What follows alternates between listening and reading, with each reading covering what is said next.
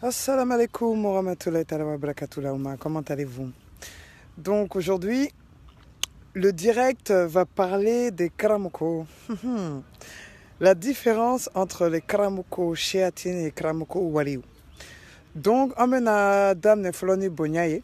Allahumma salli ala Muhammad wa ala Muhammad kama sallaita ala Ibrahim wa ala Ibrahim wa barik ala Muhammad wa ala Muhammad kama barakta ala Ibrahim wa ala Ibrahim fil alamin innaka hamidun majid. Sallallahu alayhi wa sallam. Donc je voulais vous écouter. Déjà, apparemment, je vais vous dire un truc. Ja, aïdara dronte, kongolo maoulide, allez dronte de, ja, chamamba dedo. Aïdara de ma foigne, katara sans kolo la, kata alafe, comment dire, ka melketu djibri liem, aya yirala, sans prebe djigichuamina. Bombe na fato flana, kumakan yirola. Ce karamoko, il s'appelle Cheikh Alifa Isiaka. C'est un soufi, c'est le patron le chef de Soufi Bilal au Mali, si je ne me trompe pas. Voilà, ayaka kumala kanaje kairola fatoa kacha silamea la Mali kono. Wanta dombe na muke ku kungolo dressé quoi. Mais wallahi silamea munu be Mali la. Mali karamoko do be kungolo be kawili quoi. Aye nitala mefana. Akadjouni aïdaratai oyalame après un ben nanka wala danye a'udhu billahi minash shaitanir rajim summa a'udhu billahi minash shaitanir rajim bismillahir rahmanir rahim alhamdulillahi rabbil alamin arrahmanir rahim maliki yawmiddin iyyaka na'budu wa iyyaka nasta'in ihdinas siratal mustaqim siratal ladzina an'amta 'alaihim ghayril maghdubi 'alaihim waladdallin amin. Allahumma salli ala sayyidina Muhammad wa ala ali sayyidina Muhammad wa sallim taslima. Ni ala sona am balima islamo amina nyingal damando de ke anga karamola ni oye Allah taala ka yamori ala yi chekelemi yamaru ni dine kana dukolo ko gabi utuma ale de biya ni amina nyingal damando ke Allah ni otoy Seko Alpha Ishaka. Seko Alpha Ishaka asiglendo marakala yabi abe marakala Seko marala inshallah amna baradam bismillah isa ngal damaro de benno amna uluke ila ni alaga jien kono na inshallah ni raga jien kono na la sama ngal folo e sanayele jollike sanayele nuna ukara ke chuko dimena we ngal flana ngali sabana yi tamo joldi ke sanwulu ni dugolo che ngali nanina mbabe wala kata d'accord on copé yi tamo joldi ke dugolo koro o ngal laba yi tamo joldi ke dugolo koka dugolo era ka yi tamo minge ka yo min sekere ala sono yi ngali duruna mo indi na boli kansa inshallah. Il dit qu'il est monté aux cieux, hein. Subhanallah. Bi fola ka masatanu amba barkada. Masami kalani alindo akamasala se korotalindo ani dave maje ala. Ale de bi fenke minya dia. Ayala mede. Do fa ka Qur'an le kerimuna. Ako ale de bi fenke minya dia. Donc alhamdulillah ambo alatan. Ko barkada. O mi neni aw faranyonga. Kanani no kuma no yin ngalebi. Ka soro sefo te anye. An kiye mo la fulonde. Walma ani mo se ndamde. Masami nya kulu geleya. Ko se ndegele la. Ambo tam ka barkada. Ka deme ina ba ka bana njugu jami shetana. Sabi akwata antoiti. Anga la magali be kwa bi faranga. Munde ko son kan la fili ka bo ala ka siraw fe. Nanzira ka le gen aman semeni magara to ko barka mai. Shetane boy reko. Ka soronde. An nana min sore an be boye ka min toyi. Muluku dunya muluku lakirati. Wa huwa ala kulli shay'in qadir. Sew bola semina. Sew bi seka semima. Seminda e sewye. Sewreti semi fali. Semi mi sew fali nyona. Amma semeno masan to ko. Ayi ni ngali munun ke. Wa ndagala surunya kosɔn a ka ca ala fɛ ni ala ka diɲɛ dafɛnw ko tɛ ni ala ka diɲɛ ala kira barika n'a kanu kosɔn ne ye sankolo yɛlɛyɛlɛzew minɛ n y'a minɛ ni sira minnu kɛ a bɛ se ka siɲɛ 4 ɲɔgɔnna bɔ taa cogo 4 ka bɔ yan ka se sankolo kɔnɔ ka dugukolo bila ka se sankolo kɔnɔ ne y'o min kɛ nin ɲɛnamaya in kɔnɔ o bɛ se ka se siɲɛ 4 ɲɔgɔnna ma walima a ka se ka caya o yɛrɛ ye bon yɛlɛsen fɔlɔ la n yɛlɛla sankolo kɔnɔ o de kɛra ne yɛrɛ ka janabako sababu ye. Vous avez entendu? Ako, Sankolo là, il est monté aussi auprès de Dieu là-bas là. Hein? Et il dit qu'il est parti laver ses parties intimes. Aouzubillahi minash shaitan rajim. Regardez-moi le patron de Soufi Bilal. Mais subhanallah. Non mais c'est grave. Ayatollah mais ataraka janabako Sankolo là. Ayaketo. Mais fato kachanka karamukukunda. Ayatollah mais. Kata janaba ko silamaya janaba ko ne y'o koli fɔlɔ de ka sankolo 2nan dugukolo sanfɛ. Non fato ka ca dɛ walayi karamɔgɔkunda. A y'a sɔrɔ ne yɛrɛ ka diɲɛlatigɛ baara ye warijɛ fa de komi anw ye numu de ye an bɛ nɛgɛ baara kɛ ani dagadilaw ni yiridilaw donc ne yɛrɛ lamɔn'o la hali sini o de bɛ kɛ an ka du kɔnɔ mais ala de bɛ fɛn kɛ min y'a diya fa alilima a yurid yɛrɛ sagokɛ b'a dɔn donc ala ka dɛmɛ kɔnɔ ne kɔni y'a ye n bɛ sankolo fɔlɔ in sanfɛla la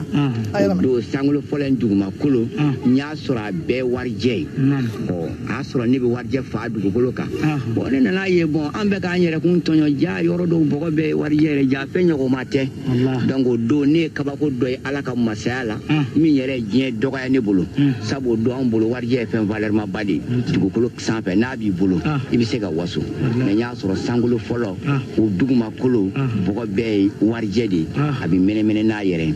bon o don na ɲɛgɛn 2 ni 2 de ye o senfɛ minnu dalen bɛ sunan na ka mariyatu ye o don n'a kelen bɛ ka seliji ta a jɔlen a bɛ ka kalimulu siyada k'a la dame rouge b'a dame bilenman b'a la a fɔra n ye k'o bɛna kɛ n dɛmɛɲɔgɔn ye ala ka diinɛ in baara la ala kira taabolo ka kisi nɛn b'a ye donc komi a bɛna n dɛmɛ ni furu sira de n tɛmɛn'o taa sira kan ka taa sankolo 2nan la bon ka taa an ka janabako kalan ye bon n bɛ ko in daminɛ don min sidina jibril alayhi salam ale de tun bɛ dɔnniya a bɛ kɛ tan a bɛ kɛ tan. Vous avez entendu qu'il est parti voir l'ange Gabriel au 2e cieux, au 2e étage du ciel là, et qui lui a dit comment laver tes parties intimes. Subhanallah. Non mais attends, Ousmane Madani Aïdara Akera Fatoye, ni Sheko Isaka, je sais pas quoi, et Fana Faoulilila, et Fana Tara Sankolo la Kata, non, si ça, ala la Jeli Kera Barayede, Bebeta la Dja Sagola, en plus, ma foi, ya Sago Konoda, Aya Agnès de la, Subhanallah, Domi Be Alaye, Walay Bilaynie Bedjenio, Chetane Moro, non, en Kata, en Ka, voilà, d'en fait. Parce que Bekamro la fiante, c'est qu'à son ayatollah main. Fɔlɔ na ne ji minnu bɔn kan nɔgɔ min bɔra n'o don charbon ne b'a fɔ o jɛlen bɛ ka tɛmɛ o kan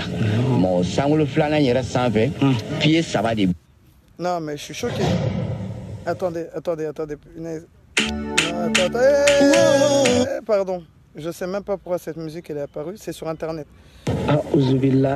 on va remettre. Mais Massa Solomana fait bon a ye tile ko fɔ Massa Solomana ye a ye tile ngusiw ta a ye tile kelen bɔ a la a y'o di Jibril ma alayhi salam Jibril a di Rasul ma kisi nɛn b'a ye Rasul ye tile di ne ma a ko ne ka taama soden 3 kun jɔmɛ i n'a fɔ nin so in bɛ cogo min ka nin kɛ den 3 ye a kun bɛ o cogo la donc a ko n ka taama bon ni n taamana ni tile in sera ka da min yɛlɛ a ko n ka don k'i b'a sɔrɔ ni yɔrɔ de bɛ o so in kɔnɔ o tuma cɛmancɛla so ne ka tile de sera k'o dayɛlɛ so 2 min gɛrɛ n'a fɛ min bɛ cɛmancɛ la ne ka tile de sera k'o dayɛlɛ donc ne donna o so in kɔnɔ bon n ye fɛn minnu ye yen ani min fɔra n ye yen ani min kɛra yen ala de bɛ o ɲɛ dɔn donc o kow bannen kɔ n seginna ka na n y'a sɔrɔ kira bɛ mɔgɔw waaju kisi ni silamɛya diinɛ ye. Bon, lui il dit ma vidéo YouTube quand Abbas Sebin interview de Cheikh Alifa Isiaka. Wala bilea beka bakoyao. Bon, ambeta nanka wala ndaye ntu me fait dron kayirola fato ka chakramako kunda malikono shetane ka kramako be shetane ka kramako de bafawe ulutara sankolo la katala isono sinon ala kam jon ou te se ka fo ye ala ye wala bila ni te kira ye ali kira non Allah akbar mais an be se ka te kira ta fo mais ali kira ma se ka ala ye Nabila Musa min ya ɲini ka ala ye a ɲɛla aw karamɔgɔ lankolon de bɛna fɔ jamana den bɛɛ ye k'aw taga ala lajɛ ka baro kɛ n'a ye ka diɲɛ nacogo la non subahana ala k'aw kanda yanni aw ka sa sinon n'o sara tan aw bɛɛ bɛ malo dɔ bɛ fana Mali la tɔgɔ bɔra n kɔnɔ muso 12 de b'a bolo a bɛ ka mɔgɔ kunkolo ɲagami ka walimuso don sunkuru tigɛ a karamɔgɔ kunda fana bon a y'an ka karamɔgɔ ka walandan lamɛn d'accord an ka gerebukɛ بسم الله الرحمن الرحيم وصلى الله على نبيه الكريم والحمد لله رب العالمين سبحانك لا علم لنا إلا ما علمتنا إنك أنت العليم الحكيم رب اشرح لي صدري ويسر لي أمري واحلل عقدة من لساني يفقه قولي السلام عليكم ورحمة الله وبركاته أنسي لين كفني الله سبحانه وتعالى تغبر كما يعمل صليك كراك أناك صدقه صلى الله عليه وآله وسلم أنا مصليك أكا صحابة بلا جلينك أني موامغنو دي تغرا كراك سيرانو في صلى الله عليه وسلم فقط أسألك يا ما جودو ما أمبو فون إسلامي كفولي هل سيسا أو لديلي كان كلين دو دونغان كمانا كبرو يازوراكا ka différence di ani kaburu bato cɛ an ko kaburu yazura bɛ daga ni kɛcogo min ye I kelen bɛ se ka taa kaburu la ka dugawu k'u ye k'a fɔ aw de kɔnna anw ɲɛ n'Ala sɔnna anw bɛ tugu aw nɔfɛ Ala ka hinɛ aw minnu kɔnna la ani anw minnu bɛ kɔfɛ n ko kuranna kalanko ni fɛnko tɛ a la nin bɛɛ ye mɔgɔw ye min don a kɔnɔ ye an ko kaburu yazura dabɔ kun fana ye ka diɲɛ nege bɔ I la ka tila k'i hakili jigin lahara la an ko mɛ a kɛ bɛ hami fɔ yɔrɔ minnu ye ani mɔgɔw kɛ bɛ ka kɛ ka bato kɛ yɔrɔ woloma ka misiriw to yen k'a fɔ ko nin de n'a nana hami fɔ tamani wala an taara hami fɔ kukaso wala n'a nana hami fɔ duguba n ko nin tɛ silamɛya dɔ ye a tɛ diinɛ yɔrɔ si n'a bɛ yɔrɔ min fana dɔ ka bɔ ka n'o fɔ a y'an ka preuve di k'a fɔ fana ko Shafi tun b'a kɛ Nafisatu kaburu la n ko tiɲɛ tɛ n ko parce que Shafi ye kalan kɛ Imam Maliki bolo Madina kira kaburu tun bɛ yen sallallahu alaihi wa sallam a ma ko la an nana dilan ko a tun b'a kɛ Abu Hanifa ta la a b'a kɛ an ko Imam Shafi ma nin kɛ bon an tilala k'a jira o la an ka kaburu batolaw b'a fɔ ko salo an nana ya hamiw nɔgɔyara dɔw yɛrɛ ko salo tamani ko Mali mankanw sumana n ko de tɛ tiɲɛ ye n ko Iraki Seydina Ali kaburu bɛ Iraki Hussein ta bɛ yen Abu Hanifa ta bɛ yen nka kɛlɛ min bɛ yen o tɛ anw fɛ yen bon kaburu tɛ se ka jamana suma a tɛ se ka maa hami nɔgɔya I ka kɛwale de bɛ se k'i hami nɔgɔya I ka Ala wele I kɔnɔ jɛlen I kana fɛn fara Ala kan c'est tout an ko n'o kaburu bɛ se k'an ka jamana nɔgɔya Siri fana kɛlɛ bɛ yen Bilal kaburu bɛ yen Ala ka jɛmɛ ka bɔ a ma mais halisa kɛlɛ dun bɛ nin jamana ninnu kɔnɔ o tuma na ni dabɔkun de ye ka adamaden tigɛ ka bɔ Ala la k'i ɲɛsin olu yɛrɛ ma munna I ka se k'u bato k'u kɛ Ala ye ka ɲinɛ I ka Ala kɔ o tuma na an ka jamana bɛ ka to de ka bɛn ni dɔnnibaaw ma wuli k'u jɔ parce que n'i y'a kuma fɔ I bɛ nɛni a bɛ fɔ k'i tɛ ka maabaw dɔn k'i tɛ ka mɔgɔ ɲumanw dɔn mais an bɛ fɛ ka kuma jɛni yɛrɛ de ye waliju ye parce que kaburu caman bɛ bato rubba kaburin yu'bad kaburu joli bɛ ka bato ka sɔrɔ kaburu tigi yɛrɛ bɛ tasuma na n y'o de fɔ n ko n'a sɔrɔ kaburu ninnu dafalen de tun ka ɲi o la Allah subhanahu wa ta'ala kira caman ba min tɛmɛna dugukolo kɔ kan Ala tun tɛ sɔn olu kaburu ka tunu adamadenw na a kunna mɔgɔ bila min b'olu kaburu jɔ a kunna mɔgɔ bila minnu b'olu kaburu yazura minnu bɛ festival kɛ o kaburu la o kumana dalilu jɔlen si tɛ yen min ka kɛnɛ min bɛ nin fɛn ninnu daga dɔnnibaga si ma sɔn a ma fɔlɔ dɔnnibagaw la kɔfɛ mɔgɔ dɔw de nana nin kiiri Egypte kɔnɔnaw na siyaw nalen taa Dasoke kaburu ye nin ye fo ka taa se mɔgɔw kɛ filibandiw ye Dawulatul Fatimiya mɔgɔw bolo o kumana min bɛ ka maliyɛn caman sɛgɛn an bɛna an da don o la waliyu yɛrɛ ye jɛni ye parce que n'an wulila karisa ye waliju ye hali ni min sen talonna kabakuru la o b'a fɔ seko karisa ni min bɛna to ji la o bɛ seko dɔ wele o kumana Ala tɛ wele bilen foyi tɛ wele o kumana an bɛ fɛ ka kuma bi alfarqu bayna awliya irrahmani wa awliya shaitan a mawdu ka gɛlɛn kosɛbɛ fo an ka hakilima jɔ a fɛ an ka lamɛn bɛɛ ka se k'i ka tata sɔrɔ a kɔnɔ anw fɛ yen a fɔra mɔgɔ caman ma ko waliju kaburu caman bɛ yen so tun b'o kunna ne yɛrɛ y'a caman filmé en 2017 mois de janvier fo a bilala YouTube kan sisan alhamdulillah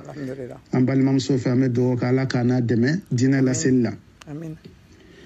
o kaburutigiw nyo fo dongo wangu chama waliju ngwa se ko nyininga komo koko na kumana ko ame sheikh ya contrôle ame kutubu ya contrôle ame waliju ya contrôle ango sheikh ya kunte mali kono ka fo ni kaburu bato nunu ko ya nga dine ko ngalondo ne bi se ka be ka fo ngalondo parce que ne rese o ka nye kalanke nga chora fana kalanke ya la ka hinana de ma fe ala ka hina bela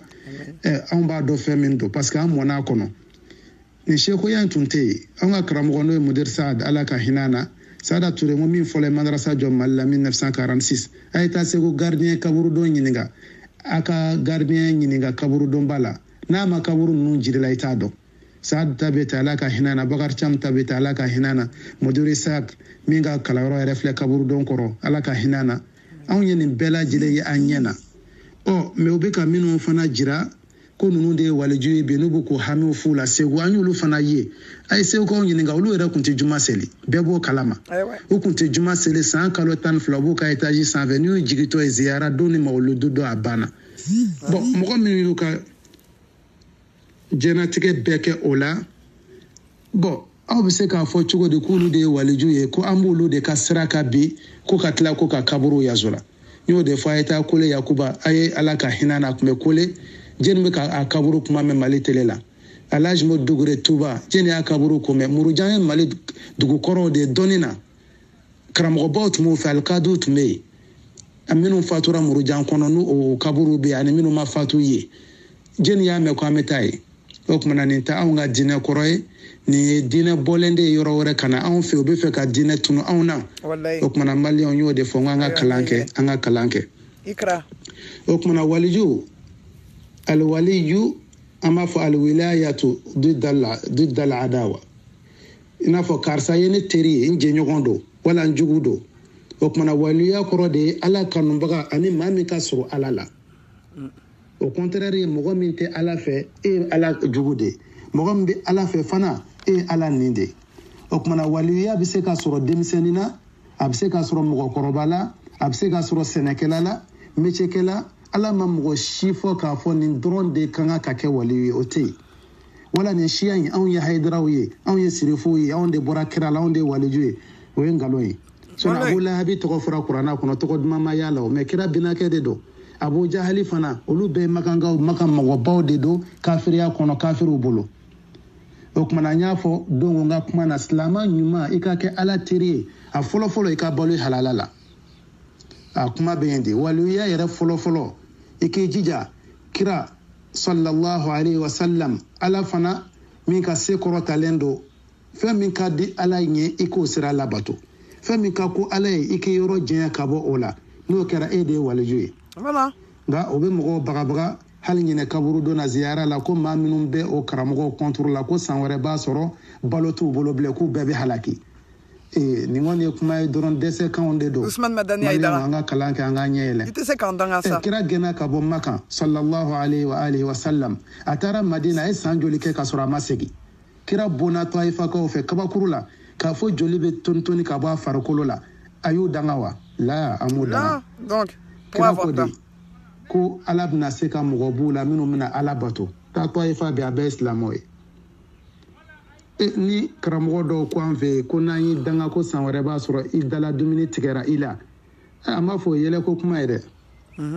o b'a jira k'a fɔ I ni fɛn wɛrɛ de bɛ ɲɔgɔn bolo min tɛ Ala ye parce que an y'o caman ye ka kɔrɔ ne yɛrɛ b'o domaine caman dɔn Segu a karamɔgɔw tun bɛ o ni bamananw de tun bɛ baara kɛ ɲɔgɔn fɛ minnu ka kaburu jɔlen filɛ bi an b'o bamanan kelenw dɔn Segu ye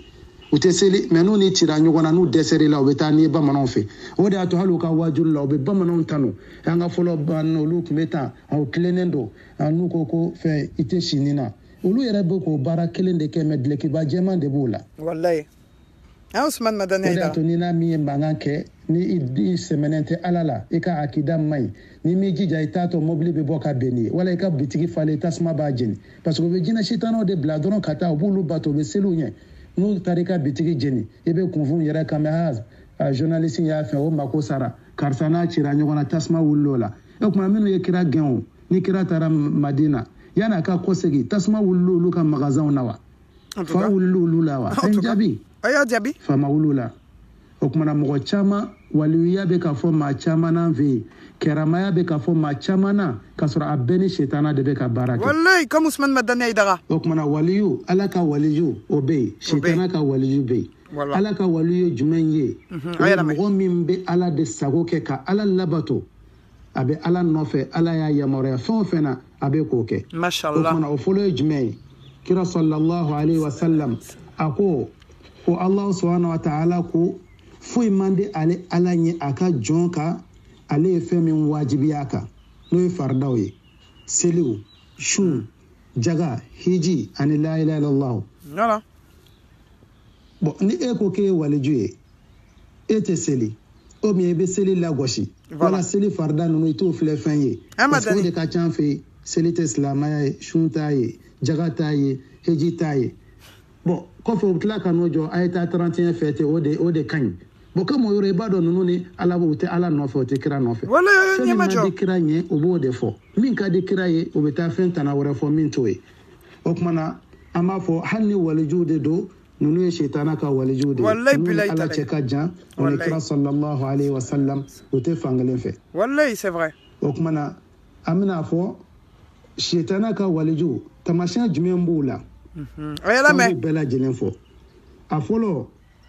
o b'u dafalen fɛn na min tɛ ala ye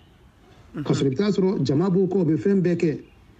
a ye na anw de maabaw ye walama o ka taa mɔgɔw bila seli la kaburu don na k'a fɔ a y'a hami fɔ nin kaburu in na an b'a dɔn k'a fɔ o ye sitana ka waliju tamasiyɛnw ye o tɛ alahu subhanahu wa ta'ala ka waliju tamasiyɛnw ye o de y'a to ibn Mas'ud n'o ye kira ka sahababa dɔ ye ale tun bɛ bida kɛlɛ kosɛbɛ hali a delila ka dɔw ye kira ka misiri kɔnɔ sallallahu alaihi wa sallam dɔ b'i sigi ɲɛfɛ k'a yɛrɛ kɛ i n'a fɔ gidi a b'a fɔ tɔw ye a y'a astafurulahi 100 kɛ a ye subhanallahi 100 kɛ a ye alhamdulilahi 100 kɛ a nan'u sɔrɔ ye min kɛ a k'u ma ko aw bɛ diinɛ de dɔn ka tɛmɛ kira kan wa sallallahu alaihi wa sallam wala aw nana ni diinɛ kura de a ko ne de ye ibn Mas'ud ye a ko n ye n kale ala la a ko an nana ni fɛn ye tɔɲɔni kama ka kira ka mandenw lafili a y'o fɔ mɔgɔ minnu o tɛ sahaba mɔgɔ kura minnu donna diinɛ na a ko n'a taara kini ni numan fɛ an na mɔgɔ caman fili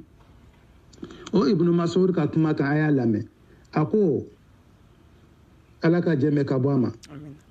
ko mɔgɔ si kana kuma i yɛrɛ kun kan fɔ n'a bɔra kuranna na k'i ka jateminɛ dɛ k'i n'i y'a sɔrɔ mɔgɔ o mɔgɔ kuranna ka da ye k'o kɔrɔ ye ala ka da ye ko mɛ n'i y'a sɔrɔ mɔgɔ o mɔgɔ kuranna ka kɔ a ye o kɔrɔ de a tɛ ala fɛ o kɔrɔ ye de parce que n'i ye kuranna labato i n'a tugu kira ka kuma nɔfɛ sallallahu alaihi wa sallam parce que kira yɛrɛ ko ten inni utitul kitaba wa mislahu ma'a ala ye kuranna di ne ma a n'a ɲɔgɔnna wɛrɛ n'o ye hadisaw ye hadisa de bɛ mɔgɔ dɛmɛ ka kuranna kɔrɔ fɔ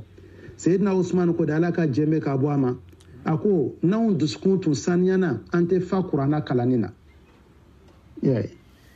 bon ibn Mas'ud ko de tugu a ko ka ala wele y'a dɔn ka ala wele kuranna kalan ɲɔgɔnna baraji tɛ yen o kɔfɛ ka ala wele ka zikuru kɛ subhanallah alhamdulillah la ilaha illallah allahu akbar astaghfirullah la ilaha illa anta subhanaka inni kuntu minaz zalimin ya hayyu ya qayyum bi rahmatika astaghis kira ye duwawu minnu fɔ ka to ka ala wele k'o bɛ dusukun balo de o bɛ limaniya de don adamaden dusukun na i n'a fɔ n'i ye ji kɛ jiri falen fɛn kɔrɔ a ko mɛ zikiri dɔnkilida lamɛnni k'a bɛ nafigiya kɔgɔ mɔgɔ dusukun na i b'a sɔrɔ ni karamɔgɔ ninnu u b'a fɔ a kuranna kalan in t'a ɲɛ hali ni kan jara o t'a ɲɛ ye mɛ zikiri dalaw walimuso ni walicɛw olu bɛna ɲaami ɲɔgɔn na ka dɔnkili da sitana bɛɛ b'a dɔn nin ye sitana ka taabolo ye walimuso walicɛ kana ɲaami k'a bɛ zikiri da ka karamɔgɔ mangotu maliyɛnw nin ye sitana ka tagabolo ye nin ye sitana walijuw ka taabolo ye n tɛ ala ka taasira ye parce que n'o tun bɛ daga muso ka safo seli a tun bɛ fɔ k'a k'a kan bɔ mɛ sariya t'o daga i t'a mɛn diɲɛ yɔrɔ si ko muso bɛ seli k'a kan bɔ i t'a mɛn diɲɛ yɔrɔ si ko muso bɛ misiri wele i t'a mɛn diɲɛ yɔrɔ si ko muso bɛ kɛ alimami ye n'i y'o yɔrɔ yɔrɔ silamɛya sabotelitɔ don karamɔgɔ minnu bɛ ka walimusow labɔ sa k'u ka zikiri da aw la a ɲɛ b'o la a tɛ fɛn fɔ mɛ munna aw yɛrɛw t'a denmusow bila u ka taa zikiri da karamɔgɔ wɛrɛ la munna a t'a musow fana bɔ u ka zikiri da mɔgɔ wɛrɛ la o kumana a k'a dɔn k'a fɔ a ka sira ala ɲɛ o kumana n'i ye mɔgɔ o mɔgɔ ye ko nin fɛn ninnu ka da ye o kumana an b'a fɔ sitana ka karamɔgɔ de don alahu subhanahu wa ta'ala ka waliju tɛ silamɛya ka waliju tɛ o kumana nin yɔrɔ la an b'a dɔn k'a fɔ waliju an ko a bɛ se ka kɛ denmisɛnnin ye i n'a fɔ a bɛ se ka kɛ mɔgɔkɔrɔba ye a bɛ se ka kɛ sɛnɛkɛla ye a bɛ kɛ fɛn bɛɛ ye mais a kana kɛ mɔgɔw ɲɛna ko bonda de don i n'a fɔ min bɛ ka jira an na bi waliya ye bonda de ye a karamɔgɔlakaw ye ninnu ye hayidaralakaw ye mali kɔnɔ ninnu ye kuntalakaw ye parce que maliyɛn yɛrɛ bɛɛ bɛ ka i yɛrɛ danbeya ka taa fɛn dɔ ma o tɛ fɛn min dɔn parce que kira y'o fɔ sallallahu alayhi wa sallam ko n'i y'i danbeya ka taa mɔgɔ dɔw ma mɔgɔ minnu t'i ka kabila ye lahara ala ka sanu ka bɔ i ma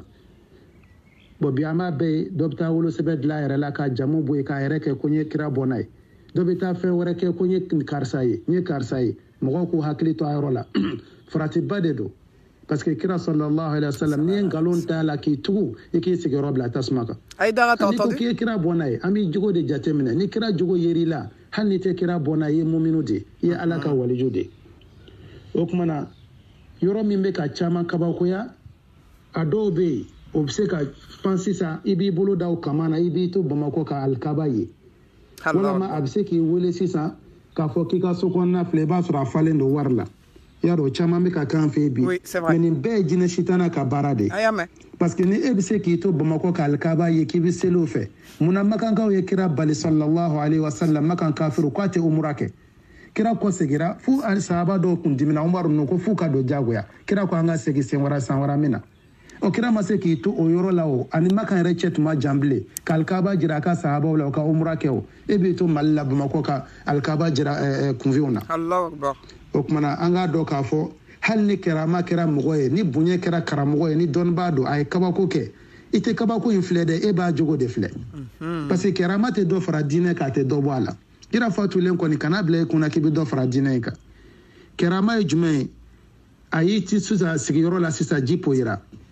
an b'a tigi de lajɛ kɛ est ce que a bɛ ka mɔgɔw wele ka taa sira min kan nin de ye silamɛya ɲuman ye wa ou bien silamɛya ɲuman tɛ parce que a dɔw y'o kɛ segu a ɲɛna i n'a fɔ bilal sufi bilal tun bɛ karamɔgɔkɛ min nɔfɛ en 1996 n'o ye sufi mahamud ye n'u ka ale de ye sufi rasta ninnu u ka ɲɛmɔgɔba bɛ segu ko seko lasana kane n bɛ fama waati min a muso ka ca muso 10 kɔ ye o de y'a to n ko minnu tɔgɔ ta kelen kelen parce que sariya de don imam shafi bɛɛ y'o de fɔ ko n'a ye mɔgɔ ye tiɲɛni sira kan i k'a ta tɔgɔ ma i k'a fɔ k'o tɛ kɔrɔfɔli ye silamɛya kɔnɔ a bɛ fɔ o ma ko kɔrɔfɔli tɛ mɔgɔ bɛ hadisa ko kalama fi babil jarhi wa ta'dil i b'a sɔrɔ o bɛ dɔw ta u tɔgɔ ma k'a fɔ ko karisa ye nkalontigɛla de ye abu hanifa yɛrɛ n b'o misaliya kelen d'aw ma an b'a ɲɔgɔnna kɛ amin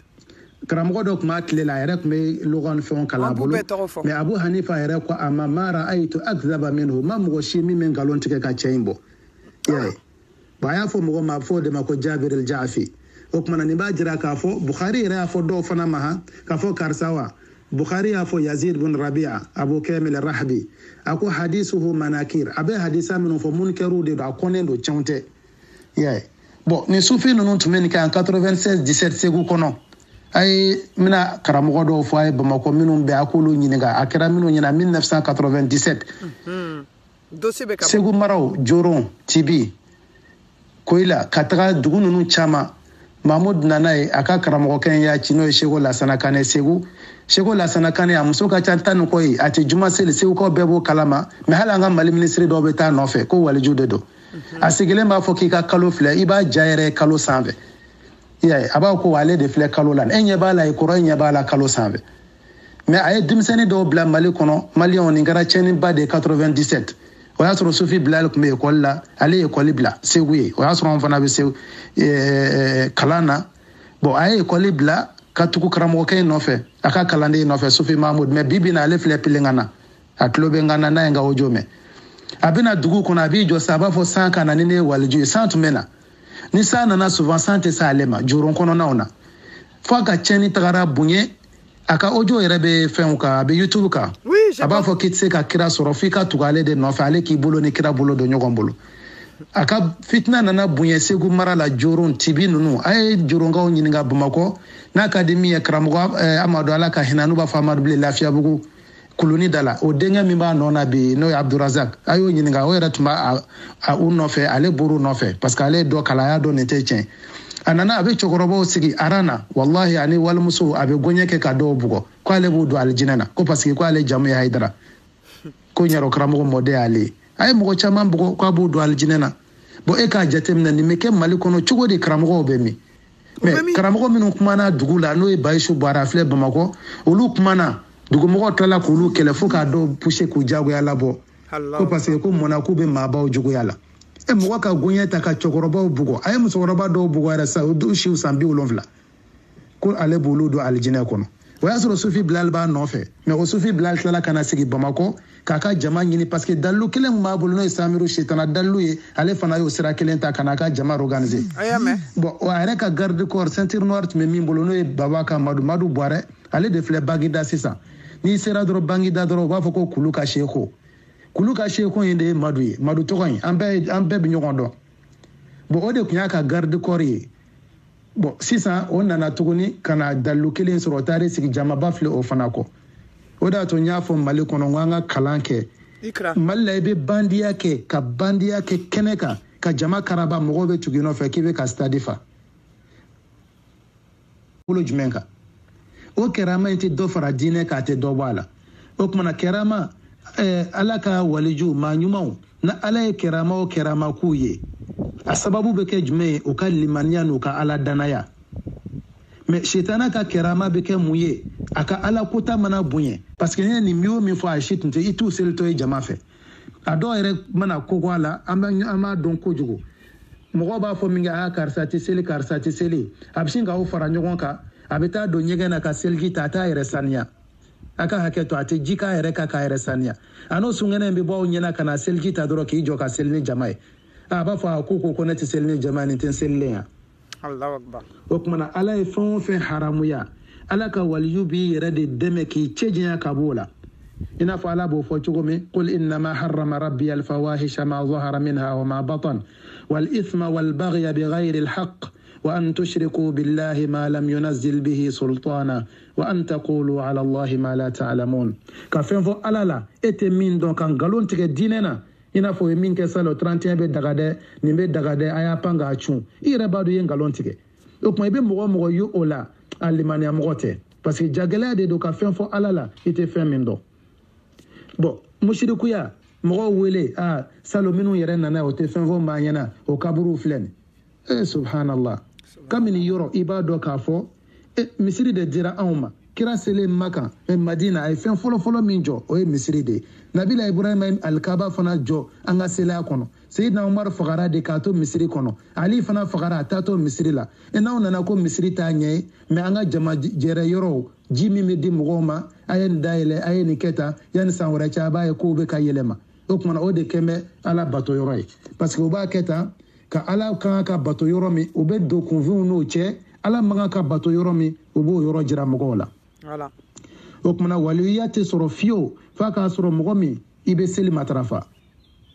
i bɛ ala kosuma matarafa i ka kuranna kalan ka ca fɛn o fɛn musirikuya i b'i yɔrɔ janya ka bɔ o la i n'a fɔ k'i dafale adamadenw na mɔgɔ min tɛ se ka fɛn ɲɛ e ɲɛ mɔgɔ min dan b'a kaburu kɔnɔ e t'a dɔn k'a fɔ nin a bɛ cogo o cogo i t'a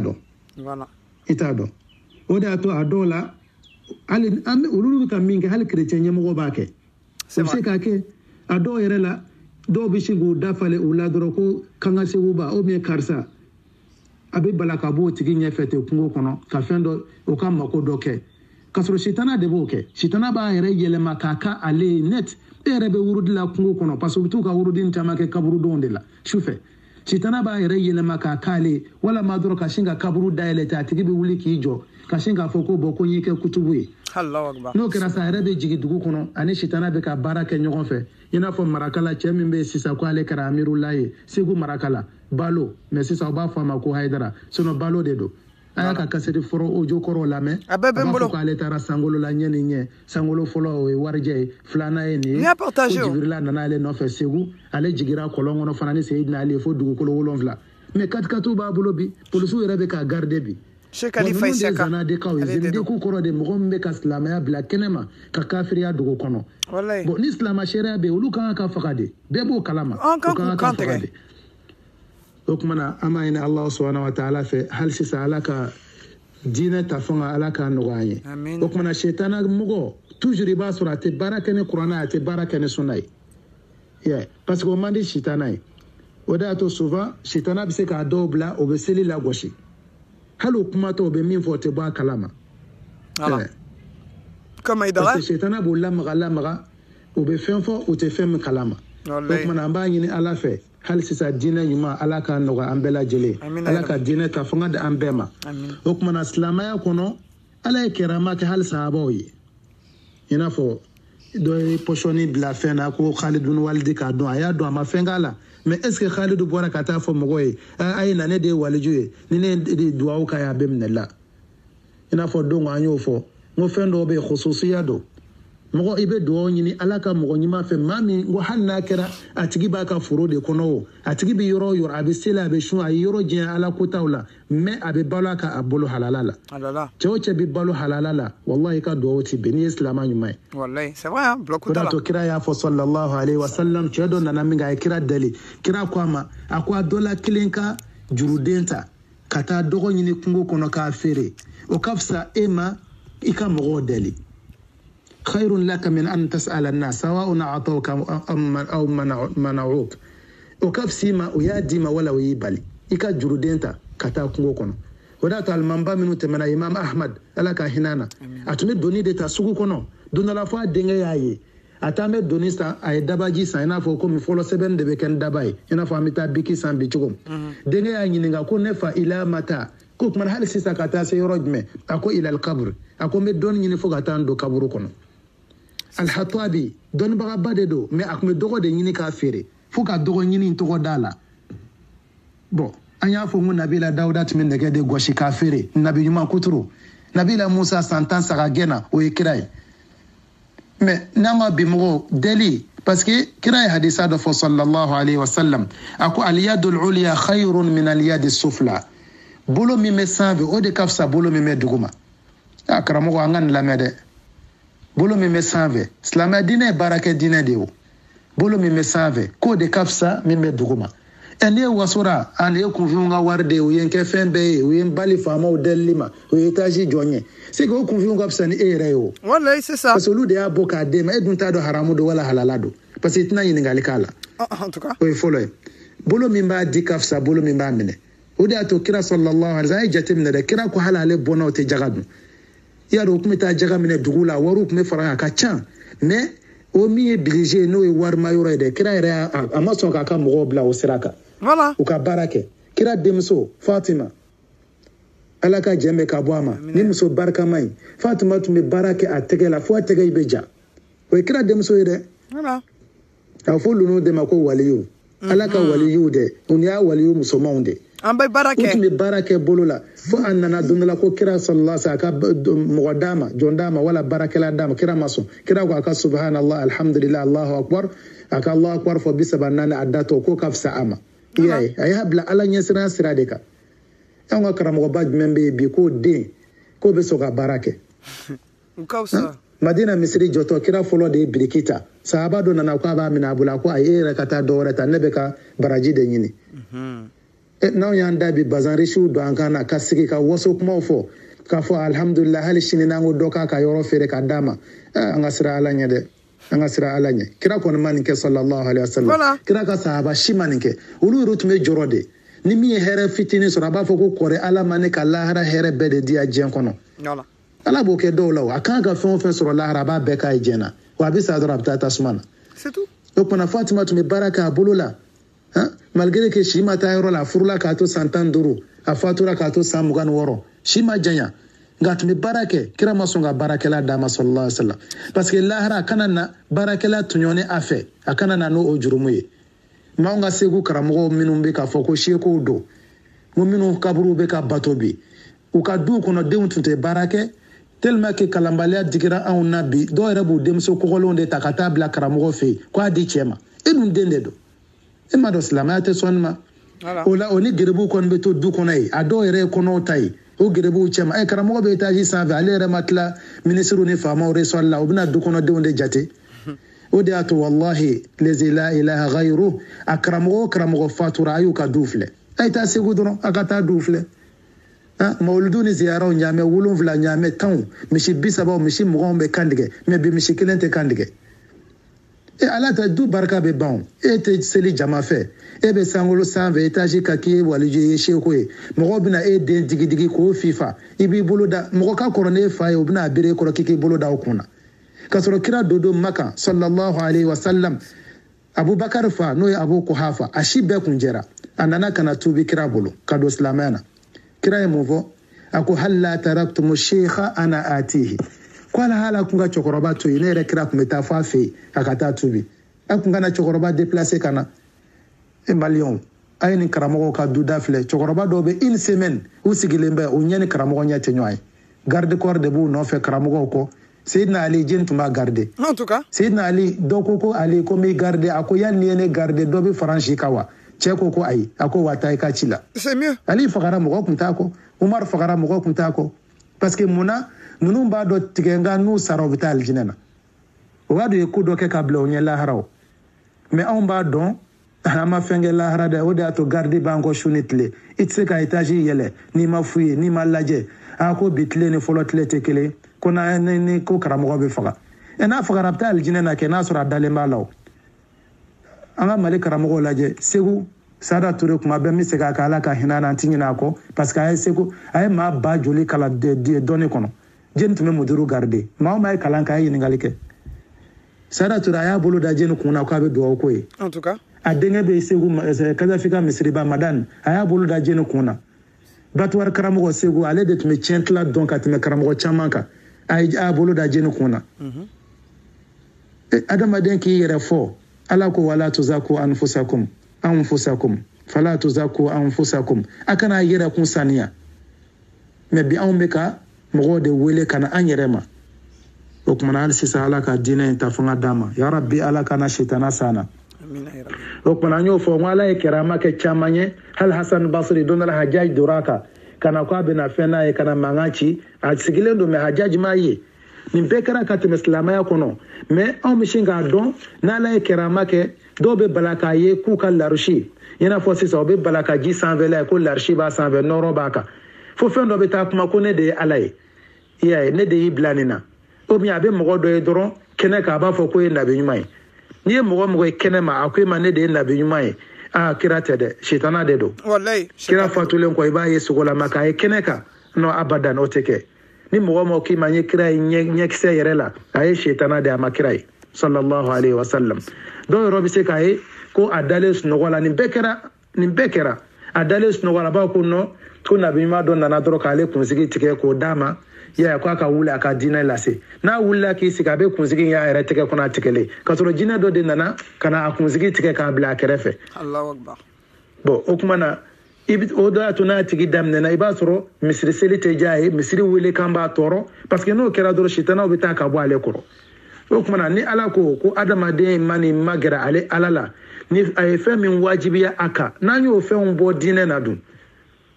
Faransi ya bi caman bɛ o tɛ seli bilen ni kumana dɔrɔn ko jogo de y'a ye ani jogo y'a ye Seydina Ali fa kun bɛ taa tasuma na olu kun tɛ jɛnɛya kɛ o tɛ sonyɛni kɛ o tɛ namara kɛ jogo dan o bɛ ko kɛ u denw ye o b'a kɛ walidenw ye mais u banna ko Ala ɲɛ min kɛ o de y'a to Ala k'u sara kunangoya kan jogo juguya dan tɛ ka ban k'i ten turu ko seli t'a ɲɛ kira dun ko sallallahu alaihi wasallam aqrabu ma yakunu bayna al-mar'i wa rabbih wa huwa sajid adamaden ka surun Ala la yɔrɔ min na o ye a ten turulen de ye duguma ne yɛrɛ tɛ ma turu duguma o kumana i bɛna surunya Ala la yɔrɔ jumɛn kaburuya zora kɛ yɔrɔ o min kɛ mɛ politiki fɔ yɔrɔ ye bi o min kɛ mɛ mɔgɔ nɛni yɔrɔ ye bi u yɛrɛ ɲinɛna suw kɔ nin m'a ka mobili publicité kɛ dɔ in m'a ka nin fɛn kɛ wallahu almusta'an o de y'a to kira ko sallallahu alaihi wasallam Allahumma la taj'al qabri wathanan yu'bad y'a ye ou bien la tattakhizu qabri ida a kana ne ka kaburu kɛ seli ta ka segi i n'a fɔ k'a kɛ fɛti kɛ yɔrɔ ye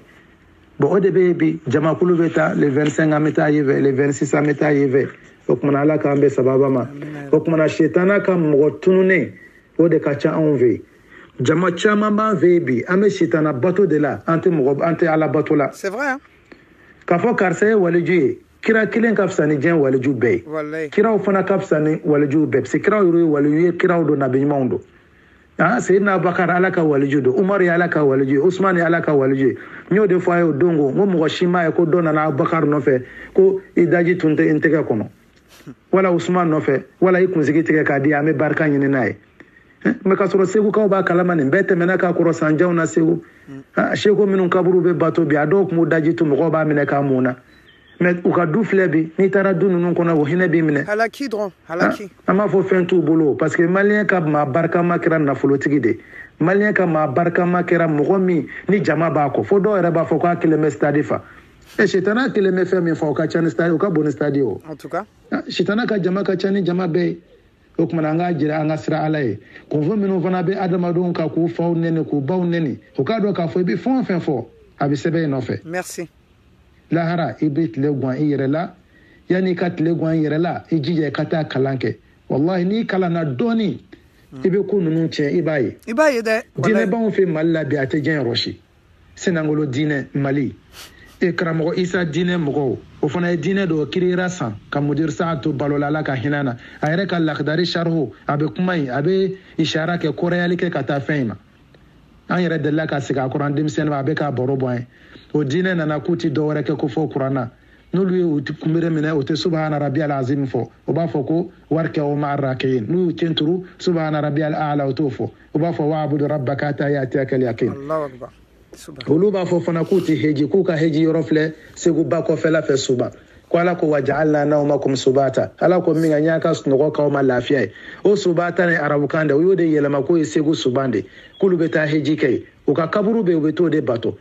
o kuma Isa in bannen min k'a muso bilala a nɔ na n'o ye Baworokiya ye o b'a fɔ de ma ko Baworokiya diinɛ mɔgɔ o Baworokiya in fatura min kɛ o tilana sisan groupe fanba de bɛ Kulukoro bi u ka base bɛ Kulukoro mais u ka misiriba filɛ Kucala premier quartier la bon nin bɛɛ y'a damana diinɛ ye e denw ko k'ale ye Senangolo diinɛ k'o ye diɲɛ laban taamasiyɛn teремajiraw ye kira sallallahu alaihi wa sallam a tun bɛ seli ni samara ye bɛɛ b'o kalama fo Jibirila nana sen dɔ la a ye samara bɔ mais nɔgɔ tun b'a la a y'a bɔ sahabaw y'u ta bɔ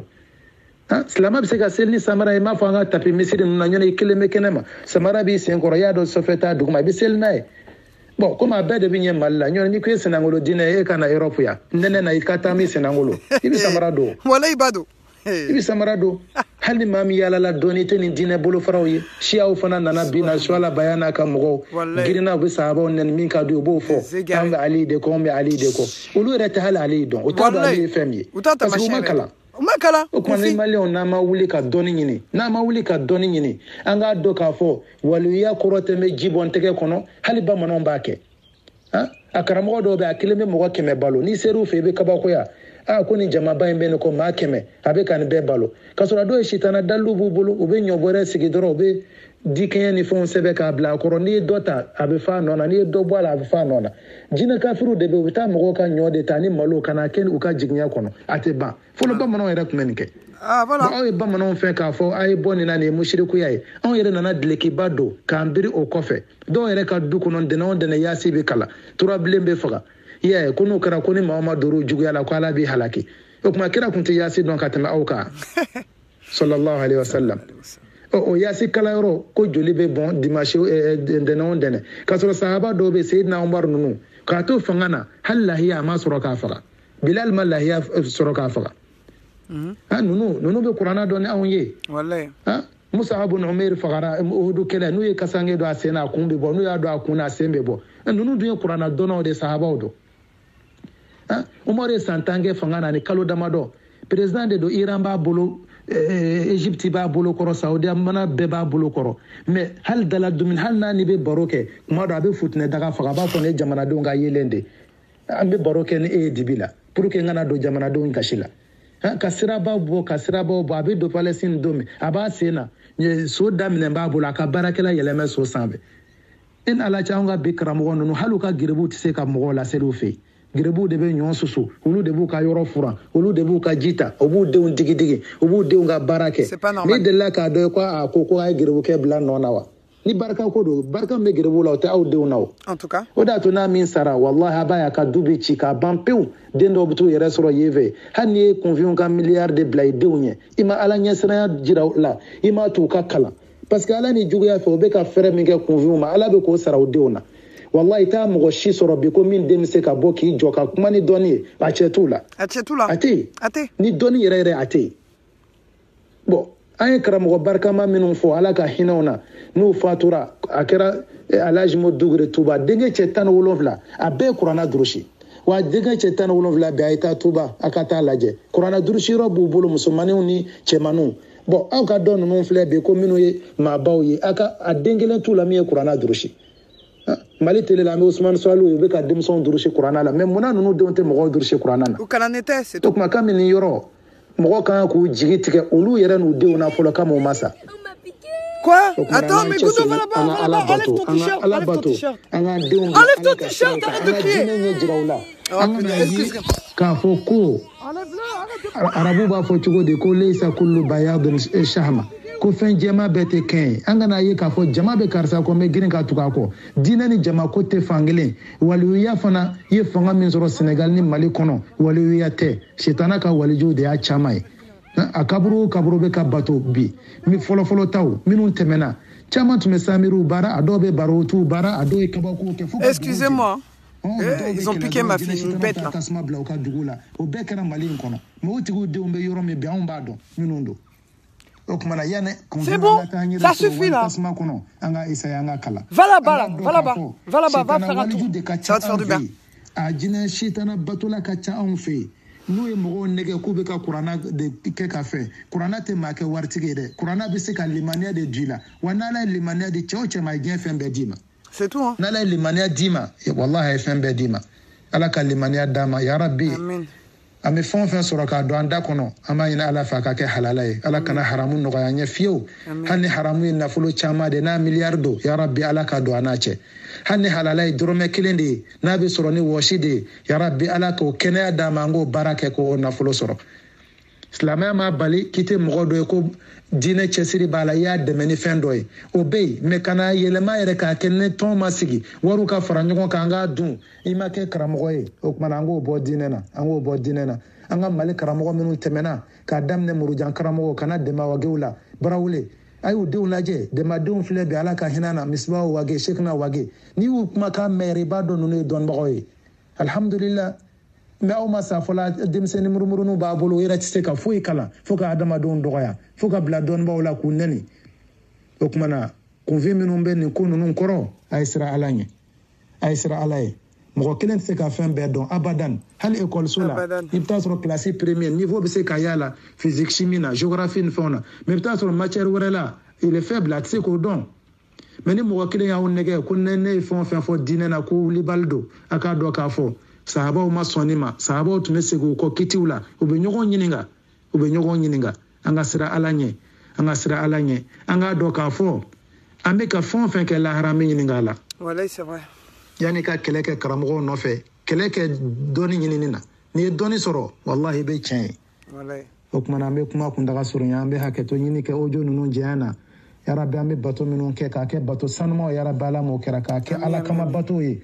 yarabi ala m'o kɛra an ka denmisɛn minnu fana bɛ kalan sira kan ka diinɛ kalan faamuya nɔgɔya yarabi ala m'o kɛra minnu fana bɛ cɛsiri la ka cɛsiri nɔgɔya an ka jamana fana ka basigi don a kɔnɔ nata jugu min bɛ adamadenw na ka nata jugu in bɔ yarabi ala m'o kɛra karamɔgɔ minnu fana bɛ ka sira bila ka sitana ka sira minɛ ala ka kɔsegi di an n'u bɛɛ lajɛlen ma ala ka kɔsegi di an n'u bɛɛ lajɛlen ma anw ye